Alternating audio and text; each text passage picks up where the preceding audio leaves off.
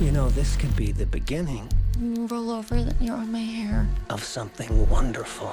What's up, guys? Today we're talking about Together, written and directed by Michael Shanks in his directorial debut. This movie stars Dave Franco, Alison Brie, and Damon Herriman. Tim and Millie have been in a relationship for a long time. Millie recently getting a new job in the countryside as Tim, who's afraid to leave his city life behind, still hopes to pursue his dream of becoming a big name in the music industry. After moving into their new home, they go on a hike and fall into a mysterious cave, and things begin to get very strange from there. Before we go any further, I'm going to go ahead and drop a spoiler warning. So now is your time to pause this video, go watch Together, and then come back and let me tell you how to feel about it. Now, what's wrong? Let's get into it, babe.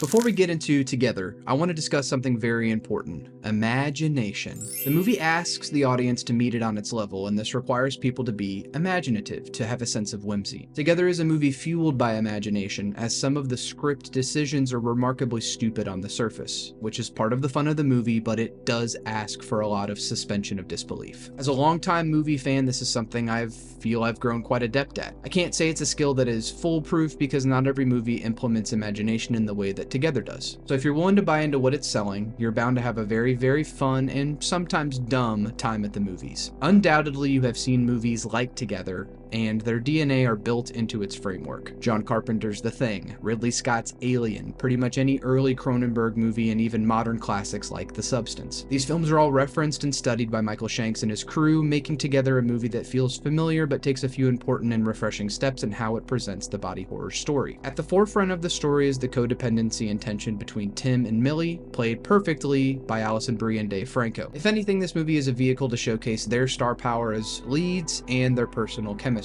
Being married in real life certainly helps to communicate the idiosyncrasies between two people who love each other. Their performances are integral to the movie working, as many of its shortcomings are easier to overlook because both leads are just so damn good and nice to look at on screen, captivating and physical in their character portrayals. Franco's Tim especially tugged at me because his desire to burgeon as a musician and make a name for himself is something I struggled with in my entire 20s and early 30s. When I realized that I had fallen out of love with making music and decided to pursue something that felt more important and was something I was more fulfilled by, it was a painful yet comforting revelation. Some of the movie's great moments are unpacking the tension between Tim and Millie, understanding where each person is coming from. Millie wants stability, and she wants a man, so to speak, to be a strong foundation in her life, not a boy partner as she so awkwardly puts it to Jamie, a new co-worker at her school. The movie manipulates Tim's man-child persona to great effect, and as someone who often struggles with the grow up already aspect that a long-term relationship can have you grapple with, I found him even more relatable, but not always in a way that feels good. We are truly in the era of inadequate men being the foundation of true terror. There is something so quietly harrowing at the small ways that Brie utilizes line delivery in a simple word like babe. How powerful that word can be when said in a particular intonation or inflection. These are two actors putting in some incredible physical performances, both fully committing to the bit. The movie strongly and wisely owns in on the cringy elements of relationships, the messier parts that we don't like to think about. In the movie's introduction, Millie offers an invisible engagement ring to Tim in a crowded room of their friends, and Tim struggles to look even remotely excited. Millie is trying to make the best of a man who barely looks at her anymore or shows interest in her, Tim shoving it in her face by turning tail, only to then do the right thing before it's too late. They both are grasping at a reality that they are not quite fully willing to commit to. Much is made in the script about ending things early so it hurts less later. Tim and Millie aren't so quick to give up, and that enduring admiration helps the audience connect with them even when they are doing things that make no sense sometimes. But if you've been in a relationship, sometimes you do things that don't make sense, are stupid, ill-conceived. Brie and Franco showcase the admiration well, making things feel even more believable. The plot hinges on a few of these more ill-conceived notions. Upon arriving at their new home in the boonies, they discover that another couple recently disappeared in the woods nearby. They then decide to do something coupley, and while hiking together, fall into a nearby cave. There's a pool inside that looks a lot like a butthole with some dark water in it, and here the film takes its first big swing. Why are Tim and Millie just hanging out in this cave? To avoid the rain? Maybe. But this cave is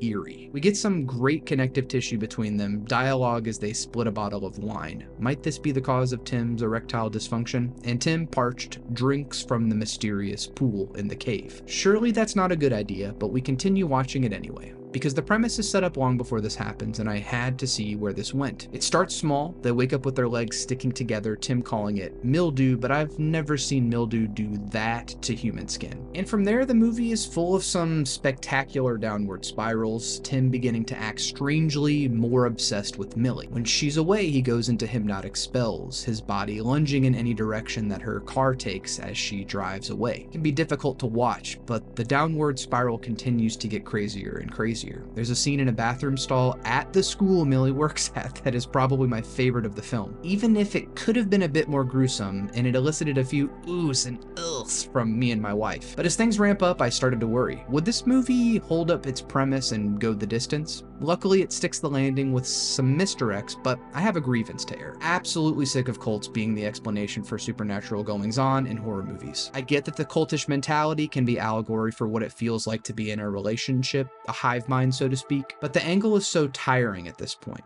I would have found this movie much more frightening and enjoyable if the source of their trials and tribulations in the second and third acts was just from a tainted water supply. Hell, I'd even take aliens as the reason, but I don't really need one at all. Not every element in a script needs a resolution. Sometimes the lack of resolution makes things work better. I couldn't completely hate on the cult angle because it was tangled in with an incredible performance from Damon Herriman, who helps him throwing off the scent to where you think he and Millie are going at sometimes. I did begin to worry that it would decide to go the grief trauma angle with the ending. Tim and Millie, at their wits' end, knowing that there is no escape to their fate, hold each other in the driveway of their home. Millie, having been cut down the arm by Jamie at his house upon the cult revelation and that he poisoned her with the black water from the well, bleeds out, her hope to finally let Tim go. I was so worried the movie would end there, with Tim becoming a famous musician based on the trauma of losing his newly engaged to fiance, but they kept mentioning this tension building item, Millie's parents coming for lunch. Luckily,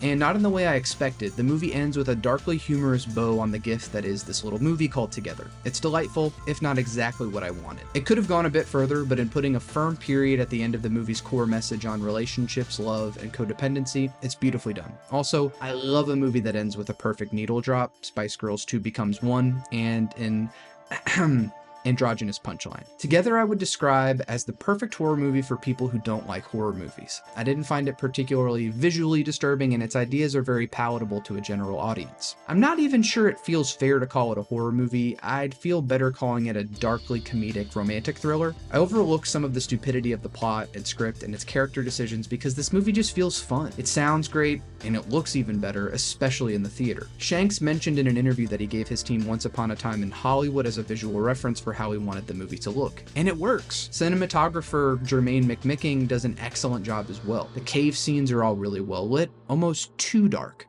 but this helps add to the suspense and tension of those moments. I appreciate a horror movie that has a visual style and look, and while the actors definitely pop on screen, the way Shanks directs works wonders. A lot of the visual effects worked well enough, and knowing that a lot of it was practical added some tactility to the movie, though sometimes the more clearly digital effects weren't quite cutting it for me. I did wish sometimes they would let the camera linger a bit longer on the more frightening images, but I appreciate the restraint that it shows. The dog scene in the beginning, the sound effects, all of that were perfect as homage and in setting up their premise. In this day and age with horror movies, you have to really be willing to go for it. While Together is going to go the distance for a larger audience, I do think that some of its horror is lost on me because it wasn't nearly as bloody, gross, or gory as I would have liked. And that's okay. There are plenty of other more disturbing body horror movies out there for me. I don't think Shanks was trying to make a film like that. Together feels too assured in its message, confident in a way that many directorial debuts don't always feel. The restraint he shows allows for the audience to practice their own imagination skills. Because of that reliance on suspension of disbelief, the movie is gratifying to piece together as you watch, and in the car on the way home, ideally together with your boy, girl, person, partner. It's a smart film that positions its dumbness well, and one that puts Michael Shanks on the map for me as a horror director to watch out for, one who had the careful intelligence and foresight to reference his influences while creating something original on the screen. Together is a clever and comedic horror movie that asks its audience how creative they're willing to be in understanding the film's magical thinking. With commanding and committed performances from Dave Franco and Alison Brie, a strong visual style, and a penchant for fun storytelling, Together sits pretty firmly as an impressive horror movie in recent memory. And while I wouldn't quite call it horrifying, those who have been in love know that giving yourself up to a relationship, while deeply meaningful, can be a frightening thing to do. What if you lose yourself? What if you love the other person more than they love you? What if you become too much like this other person? These worries, insecurities, and inadequacies are all part of being human. And Shanks' brand of horror and dark comedy are pitch perfect at capturing that, if sometimes a bit too on the nose and familiar feeling. What did you think of Together? Was it too stupid to believe, or were you ready to drink that gross swamp water and become one with this new age body cult? Leave all the comments below, and before you go, don't forget to like this video and subscribe to the channel for more. Until next time, is it just me, or does it kinda suck to be a 35-year-old white musician right now? Peace. Be.